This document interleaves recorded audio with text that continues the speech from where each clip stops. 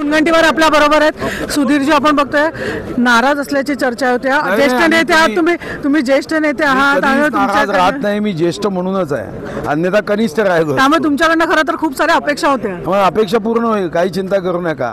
आनंद चित्रपट बघितलं का ना, बाबू मोशाय जिंदगी बडी होनी चाहिए, गम्मी नाही, चिंता करू नका. असं नाराज वगैरे काही नाही. 2 दिवस फक्त मी यासाठी आलो नाही की पद आल्यावर अनेक कार्यकर्ते भेटायला येतात, पद गेल्यावर अनेक महाराष्ट्राच्या कानाकोपऱ्यातून जेव्हा कार्यकर्ते येत होते त्यांना भेटणं माझं नैतिक कर्तव्य होतं, जबाबदारी होती, म्हणून मी त्यांना भेटायला गेलो.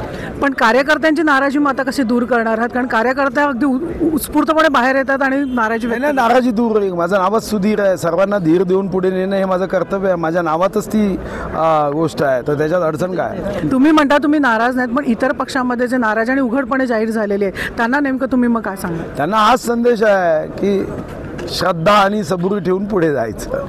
त्याचबरोबर आपण बघतोय की सुधीरजी खातेवाटप अजूनही झालेलं नाही आहे, अजूनही मंत्रिपद कोणाला मिळणार हे अजून स्पष्ट झालेलं नाही. का नेमकी ही लेट होतोय काय? माझं माहिती नाही, त्याच्यावर माझी कोणतीच प्रतिक्रिया नाही, कारण मला काहीच माहिती नाही. मग सुधीरजी आता कुठच्या पदावर आम्हाला बघायला मिळते? कारण निश्चितच तुमची दखल घेतली जाणार आहे. नाही, चांगलं आहे ना, मग दखल घेऊन जे पद देईल त्याला आपण पूर्ण शक्तीने मेहनतीने काम करायचं. निश्चितच सुधीर मुनगंटीवार आपल्या बरोबर होते. नाराज नसल्याचं जरी ते सांगत असले तरी आपण बघतोय की उघडपणे मतदारांची मात्र त्यांच्या मतदारसंघातली नाराजी आता समोर आहे. ती नाराजी ते कसे दूर करतील हे बघणं महत्त्वाचं ठरणार आहे. अजिंक्य गुथेसह मनुश्री पाटील, श्रेष्ठ महाराष्ट्रासाठी.